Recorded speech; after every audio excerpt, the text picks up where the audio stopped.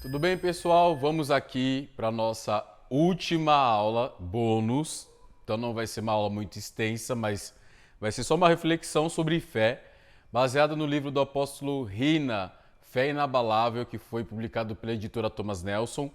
E esse livro fala sobre a fé, como a fé é importante para os nossos dias, não é? O livro tem aí 11 capítulos e todos os capítulos são baseados sobre a fé. O fundamento da fé, a comunicação da fé, a fé como uma cultura do reino. Então, ele vai expandir a visão do que é a fé e como nós podemos trabalhar com a fé dentro da nossa vida. Um dos principais objetivos de Satanás é tirar a nossa fé. Charles Spurgeon, ele vai falar no livro O Senhor dos Exércitos de Anjos que o principal objetivo de Satanás é tirar a nossa fé. O diabo não quer tirar o nosso ministério, o nosso carro, a nossa família. O diabo não quer tirar nada disso sem um propósito. O propósito dele abalar toda a estrutura é tirar a nossa fé. O apóstolo Hudson, ele diz algo muito interessante numa reunião que nós fizemos que quando a terra sofre um grande abalo, todas as raízes de uma grande árvore vêm para fora. E aí vai fazer, não é, um movimento na terra.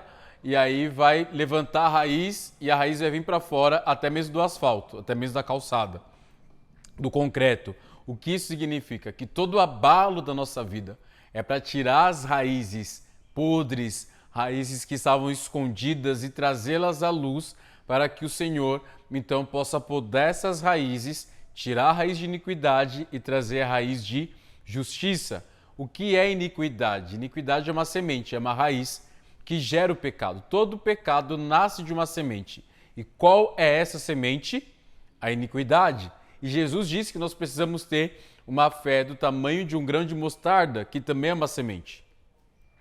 E Jesus também vai falar que eu não posso jogar essa semente em qualquer lugar.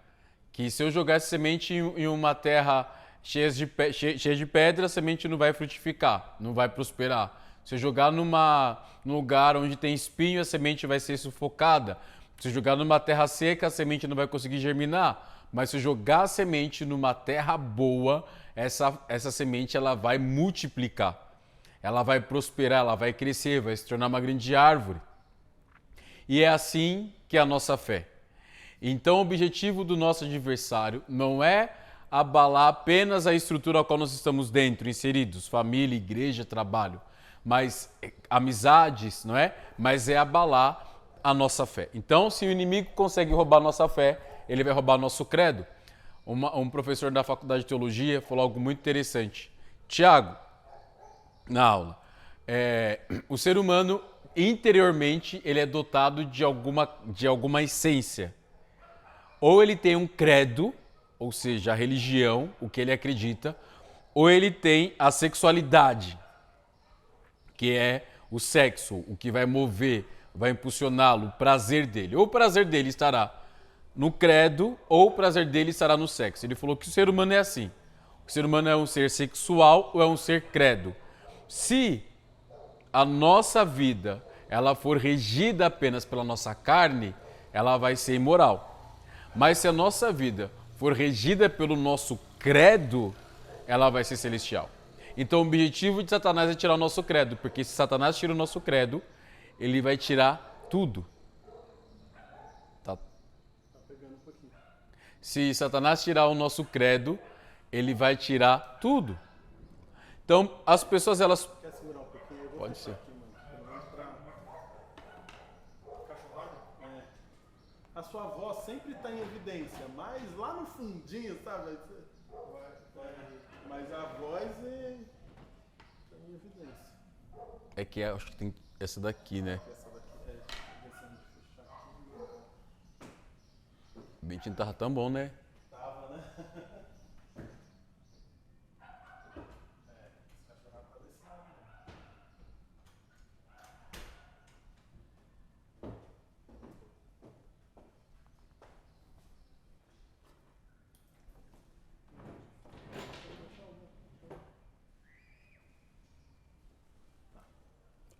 Qual lugar que eu posso falar?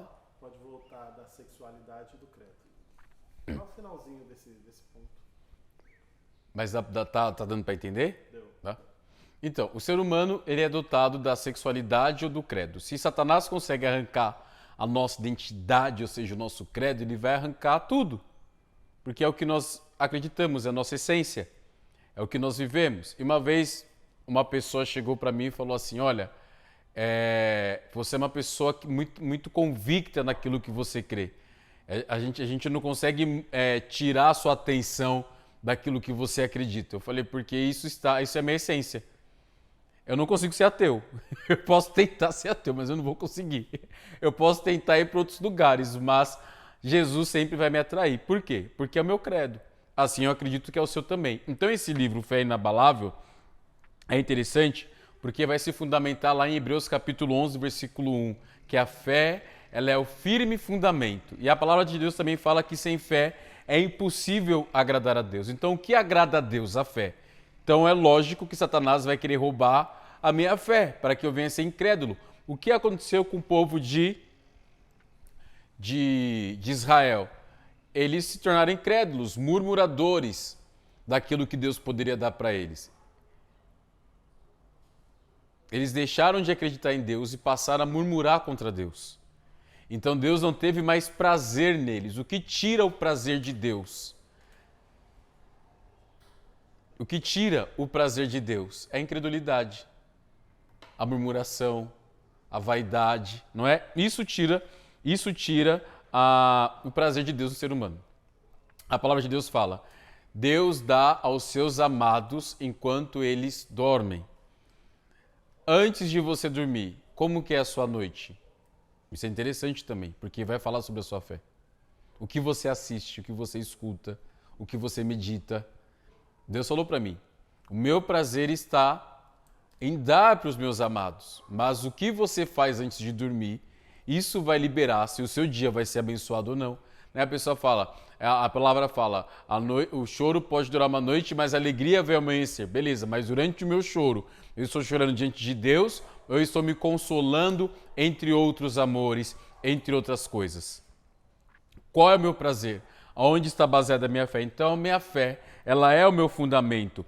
E o homem natural, que está lá em 1 Coríntios, capítulo 2, versículo 14, o homem natural, ele não vai compreender o homem espiritual.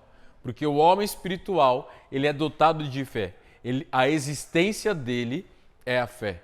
A essência dele é a fé. Então, o homem espiritual, ele precisa crer, ele precisa acreditar, ele precisa viver. E o homem natural, ele não pode viver baseado na fé, porque a ótica dele, a cosmovisão dele é baseada naquilo que ele enxerga. Ou seja, o natural. Ele não consegue ver além. Ele vê a dívida, ele não consegue acreditar, trabalhar e crer que Deus vai prover para ele pagar a dívida. Ele vê a doença, ele não consegue ir no hospital fazer os exames, mas crê que Deus pode curá-lo daquela doença. Ele vê o desemprego, mas ele não consegue crer e acreditar que ele entregando o currículo, ele se dedicando em fazer a parte dele, Deus vai poder trazer. O que ele faz, o homem natural, é só olhar com os olhos naturais. Ele não consegue ver além disso, não é? Então a nossa fé, ela é provada. A nossa fé ela vai ser provada. A minha fé ela vai ser provada. A sua fé vai ser provada. Vai ser provada onde? No fogo. No fogo purificador, no fogo que vai refinar. Ou nós seremos queimados como palha, ou nós vamos passar pelo fogo. A nossa obra vai passar pelo fogo do juízo de Deus. E eu acho interessante Lucas 18, versículo 8. Quando o Filho do Homem vier à terra, ele encontrará fé? Olha que a palavra fala, ele encontrará fé, não é ele encontrará finanças, ele encontrará ministérios, ele encontrará vidas bem-sucedidas. Quando o Filho do Homem vier, ele vai encontrar fé? É aí que eu falo que Satanás ele quer atacar a nossa fé. Ele quer atacar o que nós cremos. Porque se Satanás consegue atacar a nossa fé, ele consegue atacar o nosso relacionamento com Deus. E eu fiquei pensando, por que existe ateu? Cara, a maioria dos ateus que eu conheço, eles tiveram um problema com o pai. E o evangelho é um evangelho de paternidade. Eu sou o caminho, a verdade e a vida, e ninguém vai ao Pai se não for por mim. Pai nosso que estás nos céus. Jesus nos leva para um lugar de paternidade. E eu comecei a ver que todos os ateus teve um problema na infância de rejeição do pai, conflito com o pai. E não consegue enxergar em Deus um pai que ama, um pai que cuida, um pai que provê, um pai que sustenta. Não consegue. Por quê? Porque ele não tem fé suficiente, porque ele não teve um espelho. José, o pai de Jesus, foi um bom pai para Jesus. Levava Jesus para o lugar de ensino do pai dele celestial, cuidava de Maria. Eles tinham um envolvimento ali, não é? A gente consegue ver nas festas de José e Maria procurando Jesus, porque eles levavam Jesus. E Jesus falou, não, porque estão atrás de mim, eu estou resolvendo as coisas do meu pai. E eles ficaram observando, porque José, ele apontava já o caminho, ele cuidou de Jesus. No Egito ele cuidou de Jesus. Ele preservou a vida de Jesus.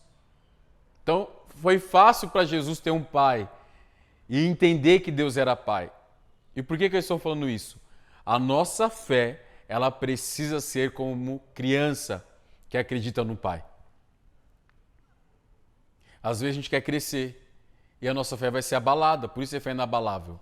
Nossa fé vai ser abalada pelas crises, pelas circunstâncias, pela fome, pelo desemprego, pela separação, pela traição, pela necessidade. A nossa fé vai ser abalada. De alguma forma, ela vai ser abalada. E aí, quando o Filho do Homem voltar para a terra, ele vai encontrar fé?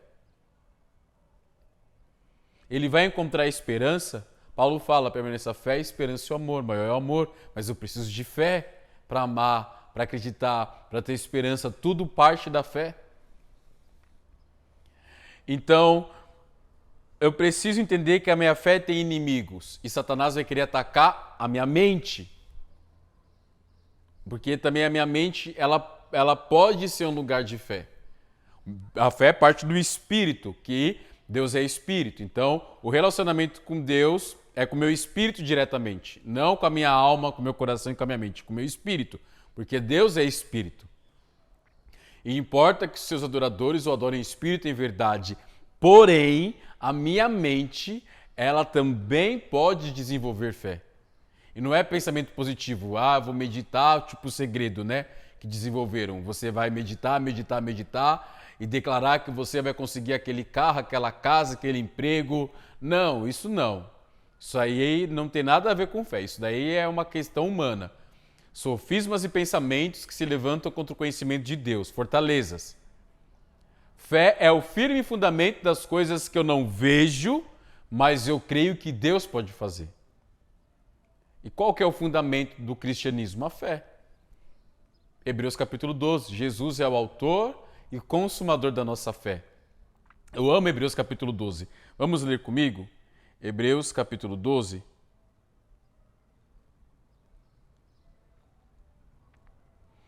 A minha versão é Nova Almeida Corrigida. Hebreus capítulo 12. Olha só, é maravilhoso você ver isso. Portanto, também nós, visto que temos a rodear-nos tão grande nuvem de testemunhas, livremo-nos de todo o peso e do pecado tão firmemente, se apega a nós e corramos com perseverança a carreira que nos está proposta. Qual é o grande adversário da fé? O pecado. O pecado desagrada a Deus. Então, a fé que agrada a Deus, ela precisa partir de um lugar santo. Sem santidade ninguém verá Deus, ser de santo como eu sou santo. Tem muita gente, eu quero ter poder, eu quero orar, quero expulsar demônios, quero curar. Tiago, você foi para a África, orou, como foi a sua fé de ressuscitar o morto? Como foi a sua fé de orar para um menino e ver o câncer sair do menino pelo nariz? Como foi a fé de você ver a doutora Neuza Schock expulsando uma legião de demônios de um homem que estava acorrentado? A gente viu tudo isso na África. É maravilhoso você ver Mas, cara, isso não pode partir de um coração pecaminoso. A santidade é muito mais valiosa do que qualquer dom, porque ela é o caráter de Deus em nós. E eu comecei a pensar nisso, eu falei, se eu não sou uma pessoa santa, as minhas ações e as minhas condutas também não serão santas. Minha finança não será santa.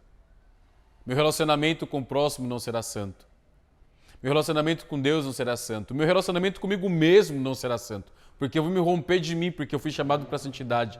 Eu não fui chamado para um poder, eu não fui chamado para milagres, eu fui chamado para santidade. Separar o santo, né, o sacro do profano. Eu fui chamado para ser santo. E a fé, ela tem um solo, que é a santidade. E o Senhor falou muito forte isso comigo. Reveja áreas da sua vida que não estão de acordo com a minha santidade, para que eu venha ter fé. Amém? E a palavra fala, portanto também nós, visto que temos a rodear-nos tão grande nuvem de testemunhas, que eu creio que são testemunhas espirituais, como eu falei no livro do Fábio Coelho, Princípios para a Batalha Espiritual, não é verdade? Que nós somos rodeados por uma testemunha, livremo-nos de todo o peso e do pecado que tão firmemente se apega a nós, porque o pecado se apega a nós. O pecado, ele é atrativo, ele é saboroso. Nós temos prazer no pecado. Uma pessoa uma vez falou para mim assim, Tiago, eu não consigo entender pessoas que conseguiam estar num lugar em pecado e sentiam mais prazer naquele lugar. Eu falei, porque o pecado ele é gostoso, ele eleva a alma, ele eleva a carne.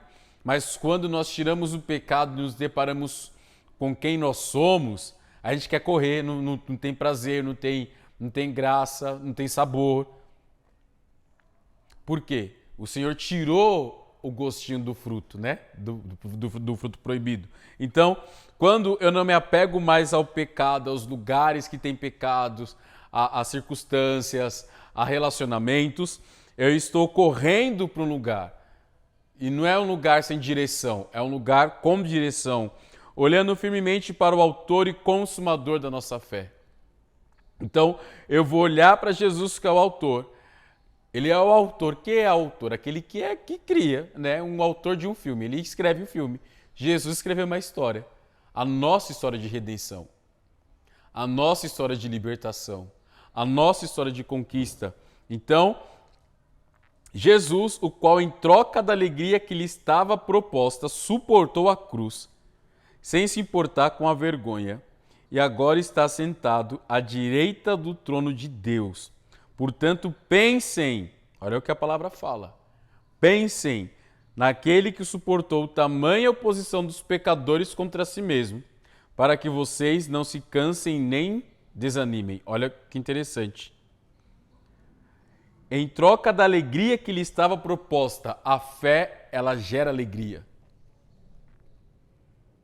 A fé, ela gera alegria. Uma vez eu estava muito triste assim, eu falei, não aguento mais, tô triste, tô decepcionado, fui traído, fui, amassado. Eu falei, eu não aguento mais, tô cansado dessa vida. Eu falei para Jesus, né? E aí, no outro dia, assim, eu acordei com um sol na minha janela, um sol. E o Senhor falou muito claramente comigo, este é o sol da justiça. Tem alegria. Então o que me motivou a levantar foi saber, Deus mandou mais uma vez o sol, e o sol da justiça. E o que nos tem que trazer alegria é, um dia nós vamos para um lugar que não vai mais ter choro, não vai mais ter traição, não vai mais ter calúnia, competição, não vai ter mais nada disso.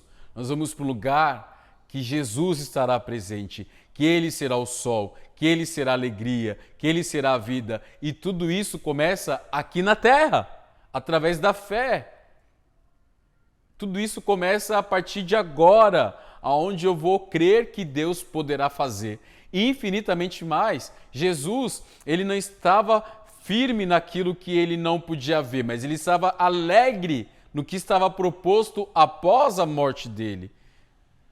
O que era? A alegria de satisfazer a vontade do Pai. E é louco você pensar que o que trouxe alegria para Deus foi matar o filho dele por causa dos nossos pecados. Porque Deus viu que o negócio estava tão feio que não havia um justo que pudesse livrar a terra do pecado, o ser humano do pecado. Então ele mandou Jesus Cristo. Em Cristo, a ira de Deus foi suprida, foi satisfeita. Então, quando Deus ele olhar para você, ele não está olhando, nossa, como tal pessoa é pecadora. Ele está olhando o seu pecado. E o que atrai a Deus dentro de você não é você, é o seu pecado ao qual ele quer destruir, para que ele possa então ter você segundo a imagem e semelhança dele, e a mim também. Amém? Então, eu tenho que pensar em Jesus, eu tenho que pensar naquilo que ele suportou, eu tenho que pensar naquilo que ele sentiu, para que eu possa ter fé. Então, Jesus ele é o autor, ele é o espelho, ele é o consumador. Além dele ser o autor, o cara é consumador. Ele consumiu, então está consumado. Você pode ter fé, eu posso ter fé. E uma fé inabalável. Eu não vou construir as coisas na areia em Cristo. Eu vou construir em Jesus. Teve pessoas que falaram, Baeta, como você conseguiu passar por tantas situações difíceis? Porque eu aprendi a não construir minha vida na areia. Eu sei quem é Cristo. E eu sei o que Cristo fez por mim. Então, quando eu me apego no autor e consumador da minha fé, o que está ao meu redor pode esmurecer, pode cair, pode se abalar, mas eu não vou me abalar, porque eu sei em quem tenho crido, é o que a palavra fala. E em Mateus 7, 23, nós vamos passar ali por uma situação no dia do juízo final que me chama muita atenção. Jesus vai falar, eu não vos conheço. Cara, tem tanta gente querendo conhecer tantos mistérios e não conhecem o mistério que é Cristo. O mistério que nos foi revelado. E como que eu vou conhecer? Me relacionando, tendo comunhão, me assentando à mesa, discutindo situações, falando, gerando. É assim que eu vou conhecer uma pessoa. Não vou conhecer uma pessoa porque ela é da televisão e achar que eu a conheço porque a sigo no Instagram, no Facebook, no Twitter e vejo os vídeos dela no YouTube. Isso não é conhecer. Isso é você ter informação. E Jesus não quer que você tenha informação sobre ele. Jesus quer que você tenha um conhecimento sobre ele. E sem fé é impossível você agradar a Deus e você conhecer a Deus e ao Filho de Deus. E quem move a nossa fé, porque o apóstolo Rina vai falar no livro dele que a fé ela tem que ser movida, o que move a nossa fé, o que nos tira da zona de conforto é o Espírito Santo. Cara, se você tem uma promessa de ir para fora do país, o que você está fazendo? Você está estudando? Se você tem um chamado missionário, você está estudando as culturas? Se você tem um chamado de evangelismo, você está estudando o que os grandes evangelistas já fizeram e aonde você tem que partir? Depois disso, você tem estudado o que está acontecendo no mundo? Eu tenho um chamado apostólico, tá? Mas o que você já fez de apostólico? Tem um chamado mestral, você tem estudado ou você acha que vai cair do céu o entendimento? A fé nos leva ao movimento. Moisés, leva o meu povo para fora. Leva o meu povo para a terra prometida. Tudo bem que Moisés não entrou, né? Mas ele foi chamado para levar o povo. Leva o meu povo para a terra prometida. Abraão, sai do meio da sua parentela e vai para o lugar onde eu vou te dar. Há um propósito na saída. Há um propósito a ser vivido com Jesus. Uma vez uma pessoa falou assim, Thiago, eu saí do ministério X e eu não sei o que fazer mais. Eu falei, mas você não tem a palavra? Tenho. Você não tem uma comunidade? Tenho. Eu falei, então prega. Jesus disse, ide por todo mundo e pregar o evangelho. Começa a pregar, Nós não somos uma estrutura.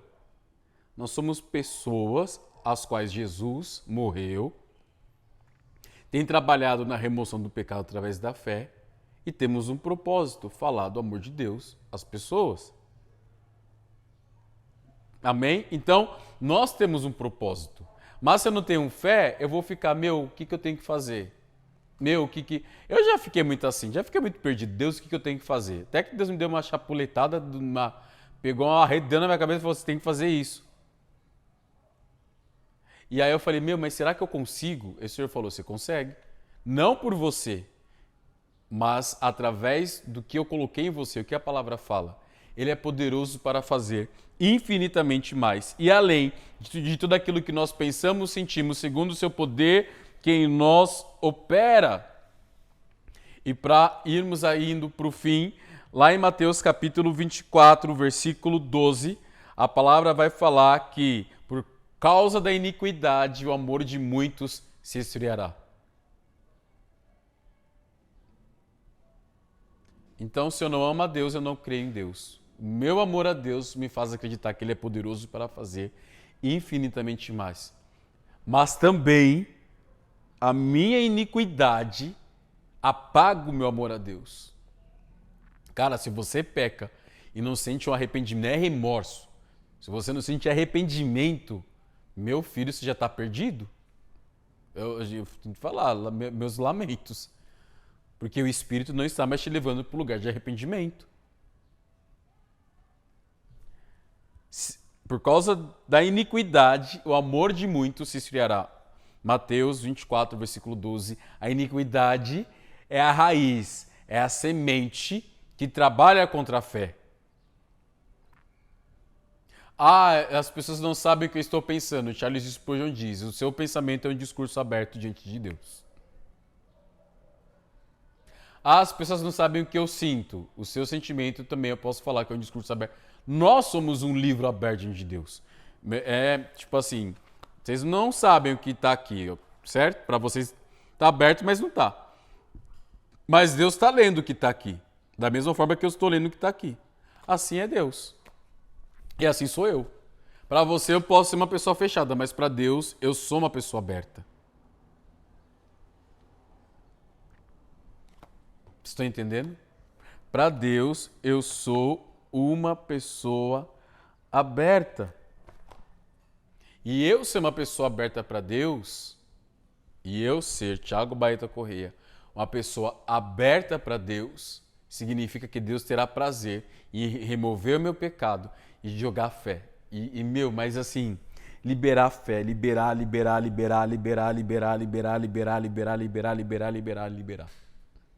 Mas saibam uma coisa, a simplicidade fará você ter fé. Não é a ambição, não é a ganância, mas é a simplicidade em Cristo, um contentamento com a vida em Cristo, que fará você ter fé. Não é quem você é apenas, não é sobre o que você é, mas o que você crê. Você é aquilo que você crê. Até ateu. Ateu é mais crente do que crente, porque para eu não crer em Deus, eu preciso crer que Ele não é Deus e provar que Ele não é. Ateu. Ateu é mais crente do que crente. Eu não creio nessa casa que eu estou inserido. Tá, então eu vou provar que essa casa não existe, porque eu estou vendo que ela não existe. Ateu consegue ver Deus mais do que muito crente. Ele crê tanto em Deus que ele quer provar que Deus existe. É a mesma coisa de eu ter um olho azul. Não tenho olho azul. Eu preciso provar que eu não tenho olho azul, porque eu tenho um olho azul. Então eu quero provar que eu não tenho. Você está entendendo? Eu não tenho, gente. Queria ter? Não queria ter porque eu estou super satisfeito com o que eu tenho. Mas é um exemplo só. Da mesma forma, Jesus, ele é manso e humilde de coração. Ele não é grosseiro, não é arrogante, ele não é presunçoso de coração, ele não é justiceiro, não é vingativo, ele é manso e humilde. Esse é Jesus. E assim também é a minha fé. Eu tenho que crer, eu tenho que ser, eu não tenho que só mostrar. Amém? Então, esse foi o resumo da nossa aula. Espero que também você possa colocar em prática todos os livros que nós lemos. Cura Interior e a Batalha Espiritual, Manual Prático para a Libertação, Manual Bíblico para a Libertação, Fé, Inabalável, que é esse que nós vimos agora, que foi um bônus, e do Fábio Coelho, Princípios para a Batalha Espiritual. Leiam de novo, estudem, assistam às aulas e, por fim, coloquem em prática. Não vamos ser como as pessoas que só absorvem conhecimento e não vivem, que só absorvem informações e não colocam em prática. Deus abomina, Deus vomita, porque nós seremos mornos. Estamos frios, nos enchemos de informação de conhecimento e não praticamos, nos tornamos mornos e Deus vai nos vomitar. Vamos colocar em prática tudo aquilo que nós cremos, aprendemos e vivemos. Amém? Espero que a sua fé realmente seja uma fé inabalável. Ore para que o Senhor venha pontuar quais são os teus pecados, as tuas iniquidades. Falei para vocês fazerem um exercício na aula passada, não é? Para vocês revisitarem aí até a 4ª geração, sua bisavó, seus bisavós, avós, pais e você, porque a raiz da iniquidade está em nós precisamos arrancar para que Satanás não venha encontrar espaço e tirar nossa fé. O nosso adversário quer arrancar nossa fé. E por fim, Lucas 18, versículo 8. Quando o Filho do Homem voltar à terra, ele encontrará justiça e fé, ele encontrará fé, não é? Ele encontrará ministérios, famílias, prestígios, não, ele encontrará fé. Vamos trazer um ambiente de fé para que o Senhor venha a ser exaltado através de nossas vidas. Amém? Que Deus abençoe grandemente a sua vida e eu oro para que o Espírito Santo venha esticar a sua fé. Suporta o processo que você está passando, suporta a aflição, suporta em Jesus o fogo para que você venha a ser provado e não venha a ser reprovado pela sua fé. Amém? Que Deus abençoe e guarde seu coração e guarde a sua fé.